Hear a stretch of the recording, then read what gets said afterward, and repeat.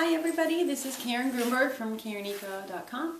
I am going to share with you my two favorite creativity tricks. First of all, I'll tell you I don't really do video very often, and I did one earlier today and there was like a lovely sound in it the entire time. So this is my second try and hopefully it'll come out. And if it's not perfect, I'm sorry. Anyway, so I wanted to talk to you a little bit about creativity because if there's anybody out there like me, I thought it might be nice to hear my story. I'm a computer programmer by trade. I work at a relatively large internet company, and I pretty much have programmed my whole life. I've always wished I was an artist. My mom's an amazing artist, and I wish I had the talent to do art, but I never felt like I did. When I was in college, I minored in art while I was studying programming, and I've pretty much tried to make art a part of my life, pretty much from the very beginning. When I was little, I wanted to do restoration art using computers.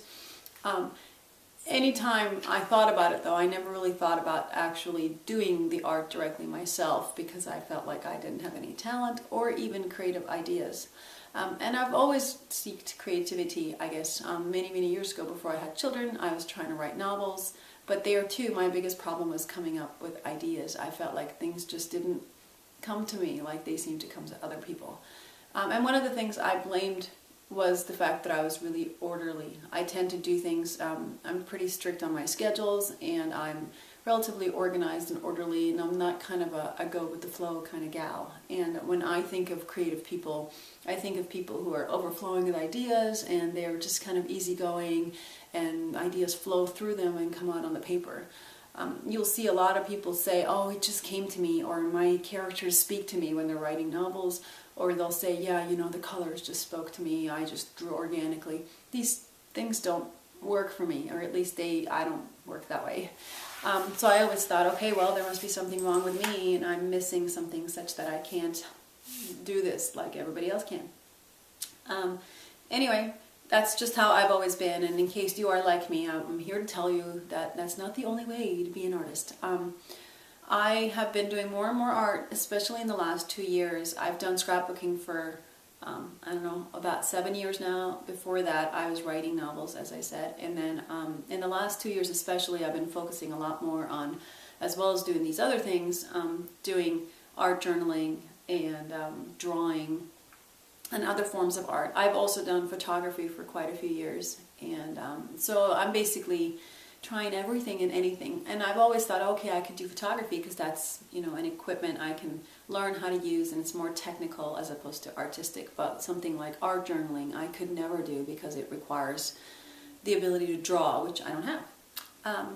Anyway, so as part of my journey this year, I decided that I wanted to learn how to sketch, I wanted to learn how to art journal, I wanted to find my voice.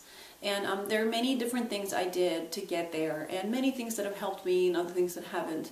And there are lots of videos online that you can find on techniques and how to draw a face and how to draw proportion, how to draw a point of view, whatever it is that you want to do, or what color wheels rules are and what colors you should use together, how to start an art journaling page. And I don't want to talk about those today. I find that those are relatively easy to find online, and I find them helpful and unhelpful at the same time. I've had a lot of my own struggles with that, because when you are taking somebody else's class, you're learning how to do things somebody else's way, and sometimes that works and sometimes it doesn't. And when it doesn't work for you, you think there must be something wrong with you, instead of saying that method just doesn't work for me. At least that's what I used to do, so I don't want to encourage that in any way. What I'm going to talk instead is relatively intangible things, but I think two things that are crucially important for becoming more creative and helping yourself tap into that creativity that you already do have, because we all have it, whether we like it or not. Okay, so the two things are, one, which I think is actually the most important part, is sitting at your desk. It seems really simple and stupid, but it isn't. Taking the time to actually get up and sit at your art desk, wherever your art desk might be. Mine is in my living room, which is where you are right now, and I'll show it to you in a minute. My living room is also my kitchen. It's also where I work, because I work at home, and it's also where my kids play. So we're all living in this living room. I have just one table where I sit and do my art. I do my scrapbooking, my drawing, my art, and my work all at that table. and it's often messy, but it's mine. And one of the things I've learned is that every day I take the time to sit down at my desk and do some art with the intention of doing art, whatever it might be. It might be scrapbooking one day, it might be art journaling the next day, but every day I sit down. And even if it's only for 10 minutes, I may have 2 hours, I may have 10 minutes, I may have 18 minutes, it doesn't matter. As soon as I sit at my desk, ideas come to me. It's like creativity knows to meet me there when I'm there. So I need to make the first move. Instead of waiting for the idea to come to me and then get up and recreate it, instead of waiting for a collection of ideas to be written down, organized, I just sit at my desk.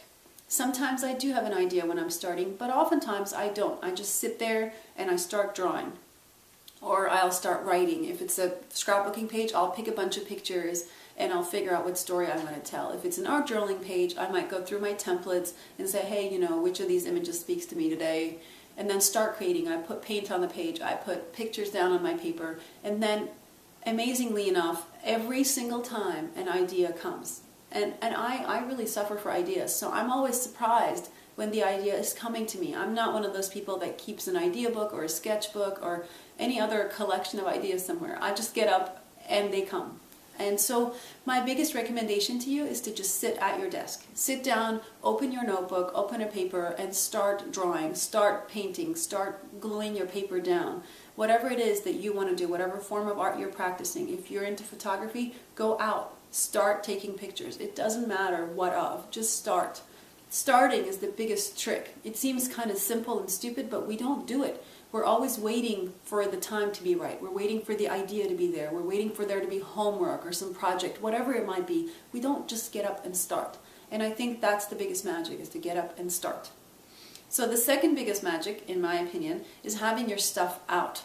I find that when I'm creating, if all my pencils and watercolors and everything is tucked away, I'm not as likely to play with them as if they're just all outside. And that sounds messy, and as I said, my table's in my living room, and it is a little bit messy. I try to organize it, but it's just important to have it outside. If it's there, if it's in front of your eyes, you see it and you use it. If it's out of mind, if it's out of sight, then it's often out of mind too. You forget and you use whatever's most convenient or whatever you always think of. So I'm going to walk you through my desk now so you can see what it looks like and how I have a huge mess at all times. I didn't plan this, so it's extra messy, and I'm sorry, but let's go do it. All right, so here we are walking to my desk. Here's my desk, and I'll just back up a little bit so you can see the whole area. I have a little or a big IKEA thing here, and then my desk, and then another big or smaller IKEA thing right there. And this is where I create. I'm actually creating as we speak. And if I back up, you can also see my computer right there in the table seat. That's my little kid's table, but when he's not here, I put my computer there so that I can listen to books on audio while I create. And here's me. I'm actually doing a sketch page right now of a mosque. I'm from Turkey. There's lots of mosques, so it's about home. But you can see how all my stuff's outside. See my color pencils, my watercolor pencils, my paint. I actually keep all my paint in this bin, and I have the color on top so you can see what color it is without having to take it out. This is yellow ochre. So you can see, and I can quickly grab my colors. Here's my pastels, my pan pastel tools, my other pastels. Here's my Neocolor crayons. Here's my pens and watercolor pencils that I use every morning for my sketching. And here's my watercolor. I even have my stamps outside. These are my date stamps and letter stamps that I use in my art journaling. And other typical stamps that I use. I always have some tissue paper and my sewing machine because I stitch on just about everything I create. Here's my current projects, my December daily that I'm working on. This is paper that I generally use in my collage projects or my December daily or whatever current project I'm using. And then over here is my tools that I use most often. More pens, scissors, my ATG gun for scrapbooking, stuff like that. And then right next to my drawer, right next to my desk is this one drawer, and I have more of art journaling supplies there. I have stamps, and I have my ink, and this drawer kind of is a mishmash of things, but I have my pan pastels in there too. Here we are. I will yank them out so you can see. So they're very easy to reach for me. This is one of the few things I keep away, but otherwise you can see almost everything is out on my desk. And then I kind of stack them on the corner while I'm doing another project. But everything, even I have more watercolor stuff hanging back there. So as you can tell, I basically keep everything outside. And it might seem kind of dumb, but it works for me. It really does the trick. So as you can see, I have everything outside, and it seems kind of weird and it seems a little bit messy. I try to put them in containers so that it's not super messy. It also makes it easier for me to take the container to a different location if it turns out I'm going to create somewhere else. And it's a little chaotic, but I swear to you, it's so much better than having everything put away neatly. When you have everything put away neatly, it seems like an ordeal to take it out and use it.